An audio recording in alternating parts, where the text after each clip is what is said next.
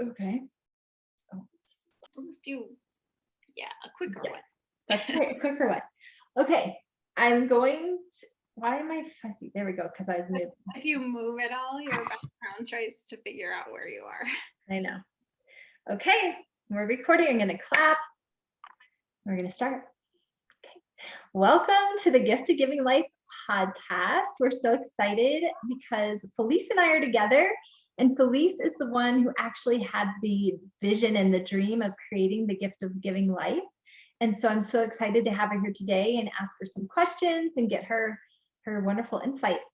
So Felice, if you want to go ahead and give us just a brief introduction of who you are and all about you. Okay, my name is Felice Austin, and I am a child of God, gratefully recovering from the fall, and I'm doing my best here, seeking the face of Christ, and I'm a teacher. I work as a hypnotherapist now and a Kundalini yoga teacher and trainer, and I'm also a writer and a poet, and I keep looking at this mermaid. I'm a mermaid. I'm a mermaid at heart. Oh. All right. And then, that's me. Okay. What about your family? Oh, I have one daughter and I'm married. We're a small family and I have a little fluffy dog named Brittany. So great.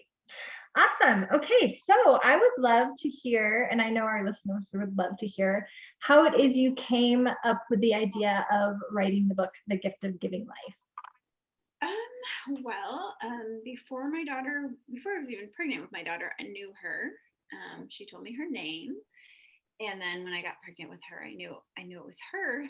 And through the course of my pregnancy, we were close. When I was 10 or 12 or some weeks pregnant, I got divorced. I separated from my husband, and that was a really interesting time. And I was led, when you kind of hit rock bottom, you just really surrender to God. And I was led everywhere I needed to be. And I found myself in a beautiful pregnancy yoga class that was Kundalini yoga inspired. And I really started to wake up and feel things and want to do things differently. Because when I started my pregnancy, I had a lot of fear.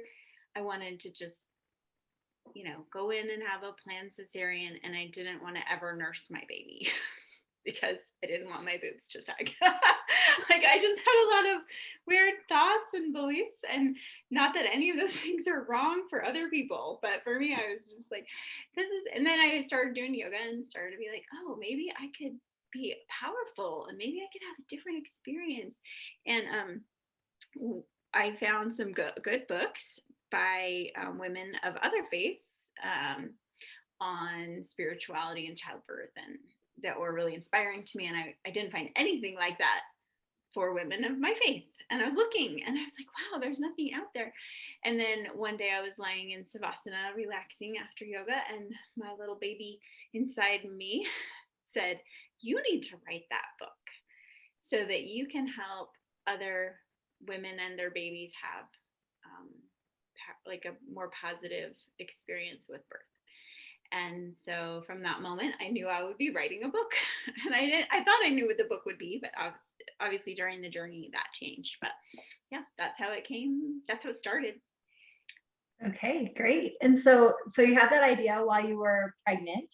Mm-hmm. And then how long after were you able to actually start writing the book, and how did that whole process go? Well, let's see. Shortly after she was born, maybe a few months, I kept thinking about it. And so I put a call out to some friends saying I'm looking for powerful birth stories. And I put a call out on this site that like helps reporters get sources and stories. And I got a few that way, but it was just kind of slow going. And then after about 3 years, when my daughter was almost 3 years old, God said to start a blog. And I didn't know much about blogging at the time. I was a writer, but I didn't understand blogging. But I learned real quick. I started blogging about childbirth and spirituality. And there's a big, huge birth blogosphere out there. There's a lot of people out there blogging about birth, and I had no idea. And then they found me, and I found them, and people started reading and commenting. And I said, I'm writing a book, and I'm calling for stories. And it's funny, when you say that you're writing a book, people believe you, or they believed me. And so I started getting stories, and they were amazing. And then I started to find people that I felt like would be great to help me, because I realized I can't do this by myself. I need help with this book. This is going to be monumental. So Wow. Okay, so great. So I love that. So you started the process and God kind of guided you along the way, like start the blog, you got a lot of input. And so then talk to me about finding the co-authors, like how did that go? And were you led with that also? yeah, I was just talking to people. It's really amazing. I think this was 2009, okay? And I had done stuff online, but I'd never really had the experience of meeting people online and creating a close relationship with people that I had never met. I mean, now that's so like, of course you can do that. But back then it was like so new to me. And it was really cool. And so Lonnie was the first one who started just commenting on everything I wrote. And she was like, wow, you're writing a book. I've always wanted to write a book, but I just don't know if I could ever do it. And then I just kind of kept thinking about it. And I was like, well, maybe you should help me write my book. And then there were a few other people that we found, and that we kind of created a little online wiki.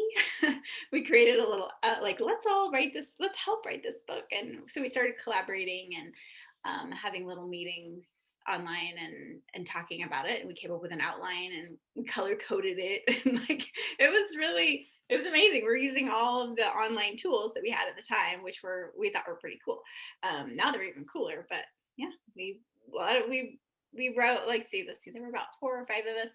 And then one girl ended up not being able to help as much. But then later on, we found you and Robin, kind of fresh laborers at the end. And the process from the time I started blogging to the time we put it out was about 3 years. So Lonnie and Heather were some of the first ones to join in, and then we found you guys. Yeah, and then we have Malia too, and she was our not an author, but she helped do all the organization, and we had everything we needed. Like, we found, like, Rixa was going to help out, but she just ended up doing a little, but she helped out in like a lot of other ways. And then Malia, and then all these contributors. It was really like a step-by-step, like, miracles. Like, we need this, and then it would show up like almost like the next minute. I remember I was at your house, and I left your house after we just talked about something we needed, and I got a call or a text or an email like that. I think it was on my BlackBerry, like old school, but you could still get email to your hand back then. And I got an email to my hand, and it said, I want to write this essay on this topic. And I was like, great. We just sent that to you via intuition, and you got it. Thank you. Yes. Yeah. It was pretty magical to see everything come together and really see God's hand every step of the way. Mm-hmm. So, all right, for you, what was the hardest part about birthing this book? Well, a book really is like having a baby. In some ways, like, metaphorically, it's like you gestate it and you grow it, and then you push it. You kind of go to this transition phase where you're no longer pregnant, and you're going to push it out into the world. And the hardest part for me was, like, the final stages, like how long it seemed to take. Like, we're done, but yet there's like another year of work. Not a year, but maybe like 6 months of, like, we got to do an index, and now we've got to, the graphic designer, we've got to get back on all these things, and we need to just all the details. Like, I'm a vision girl, not an attention to detail girl. So that part was hard, but it did get done. Yeah, it did. And definitely we all had to chip in. And I remember specifically the index, how we were like almost done. And then someone was like, we really need an index. And I'm like, no, we don't. I know it'd be so much work, but we did. We needed an index and we all worked together and we got it done. And yeah, it was just all those little last minute things. I agree. That was challenging for me too. What was your favorite part about creating the book? My favorite part was all the people I got to meet Yeah. and all the fun we got to have and all the like awakening that we got to have. Like God really showed us what the book was supposed to be and what we were supposed to learn. I thought it was going to be about natural childbirth and about meditation. You know, that was going to be a book full of meditations and God was like, no. Goddess was like, it's going to be about spiritual childbirth and coming to me and yeah, and we really learned how everything could be spiritual. A planned cesarean could be spiritual, and you know, and we also covered some really topics that like a lot of people just don't talk about, and we're like, we need to talk about abortion, and we need to talk about what were some of the other ones? Oh yeah, we need to talk about feedback. We need to talk about yeah, everything. Postpartum, the postpartum period, and postpartum depression and postpartum psychosis, and you know, and like really getting the support that women need. yeah. Okay, that's awesome. Okay, so what is something that the book did for women that you didn't necessarily expect, like a surprise? Well, I was surprised. I sent it to my stepmom and she was like, I love it. It makes me feel so amazing to be a woman. And she was like, done having babies, you know, not I just surprised me that all ages could really be inspired by it. And then I think also it brought a lot of women together. Like I said, the people I met was the coolest. So I think other women were brought together through it and just had powerful experiences. Yeah, great. Thank you. Um, all right. I would love, this is a little side note, but we recorded this and it didn't work. And so we're re-recording it. But I love that story you told about when the woman in church, that you saw that the woman in church and all that. So share that. Okay. So I don't know, a few years ago, 5 years ago, I was sitting in church and I was watching a testimony meeting. So when people were getting up and sharing their thoughts, and I was like, I wonder, God, I wonder if I can tell if people meditate, you know, because I'm really into teaching meditation. I feel like it changes lives and brightens people's auras. And so I was wondering about that. And I noticed this guy got up and he had a really just a brightness about him and he was so lovely. And I was like, ooh, I'm like, there's something really special about him. And then God's like, yeah, like he meditates. and then his wife got up and she was saying things that sounded to me in my ears, the way I translated it. I'm like, that sounds like yoga. Like she sounds like she meditates. And then their daughter got up, and because they were a whole family and they were visiting, they used to live there. And anyways, their daughter got up and she was holding a brand new baby on her shoulder. And I remember thinking, so she's got a brightness, but it's not really her I'm noticing. I'm noticing this baby. Like, I know that baby. I do not know how or why I feel that way, but I know that baby. And then after sacrament, I wanted to go talk to them, but they were getting mobbed by all their old friends because they were visiting. And so I just went to the next meeting. And then like 10 minutes later, the woman came up to me and she said, are you Felice Austin? And I said, yes, who are you? And she said, I took your meditation class online when I was living in Argentina. And I was like, oh, okay, that's so amazing. Like you too meditate. And then she's like, and my daughter read your book. And then I was like, oh, that's cool too. And then afterwards, her daughter came up to me, the one with the baby, and she said, oh, I read your book. I loved it. And I thought they were talking about my meditation book, but I just looked at her and I said, which book? And she said, The Gift of Giving Life. And I was like, oh, that's how I know your baby. like that baby was born under the influence of the gift of giving life. And we call those babies gift babies. So it was really fun to see that and to know that like I could recognize them, and there is we've had a profound effect. The work that we did a long time ago now, it's like 9 years ago now, is still changing women's lives and paradigms and helping them have a better experience and seek the face of Christ through their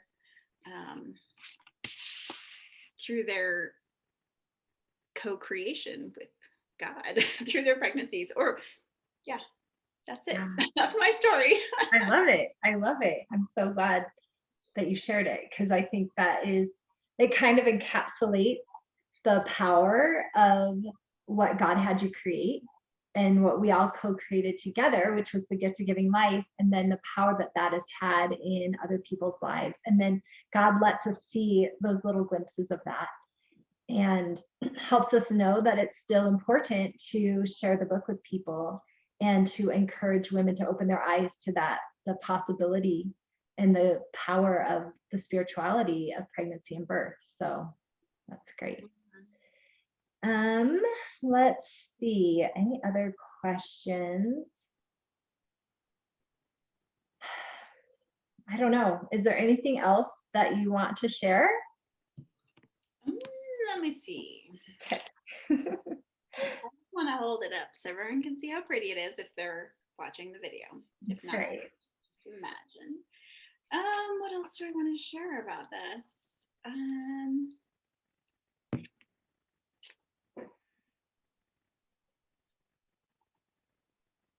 It's just really good. You just have to read it. Every time I pick it up after a long time, if not looking at it, because it's like a baby, like it goes off in the world and has its own life. But I'm like, oh, who wrote this? Like, this is good stuff. Do you ever do that? Oh yeah. Well, I do. And I'm always like, it's funny because I've written a few books and I'm like, yeah, they're good. But I'm always like, but the gift of giving life, this is like the best book I wrote. And I feel like I can say that because it wasn't me that wrote it, right? It was like God orchestrated it. And then we had so many women that contributed to it. It's not my book. It's not your book. It was totally like a download. We just transcribed it, downloaded it, and shared it. And then we like sometimes I look back and I'm like, what was I drinking at that time? Like what vitamins was I on? I know we all have little kids at home. We were in this crazy stage of life, and yet we found that power and the endurance to like birth this book. And it was crazy and awesome and wonderful. And I'm so glad we did it. I swore I'd never write another book after I wrote that book. And I've since written like 3 or 4. So me too. Yeah. It's like what my daughter says after every play she's in. I'm never doing another. I'm like, oh, you're hooked. You just need a break between them, right? Well, this was our first book for a lot of us. It was my first complete like book. I mean, I'd written and published other things, but nothing like this. And like the book took from the time, I think I said the time I started blogging to the time we pushed it out, like 3 years. And like I spent hundreds and hundreds of hours on this book, like hundreds. And I knew I wasn't going to get really any compensation for it. Like, that's not why I did it. Like, I don't know what energy it was that fueled that, but I just like, it wouldn't leave me alone. It was just this like really intense, like, gotta go work on the book, gotta get it out there. So I'm just glad we did. And I'm glad that it has had a life of its own and has had a beautiful reach. Yeah. Great. Well, thank you so much, Felice. It's been so fun talking about this again. Again. But I would love for you to share where people can find you online in case they want to learn more about you. Okay. Well, I have a couple of websites. I have Tree of Life KundaliniYoga.com, also on YouTube. And I have Tree of Life Hypnosis.net. And I'm on Instagram, Tree of Life Kundalini Yoga, and the Christ-Centered Shamanic Woman on Instagram. I don't post much. I'm not really on social media, but if you want to find me on Facebook, you can try and be my friend, and hopefully in like 2 weeks I'll accept it. But on Facebook, my name is Namjyoti Kaur. That's my yoga teacher name. So Okay, that's where you can find me. great. And we'll put all those things in the show notes, all the links, so we can Okay. easily click through and find Felice. So Yeah, thank you so much. yeah, anytime. Okay, bye.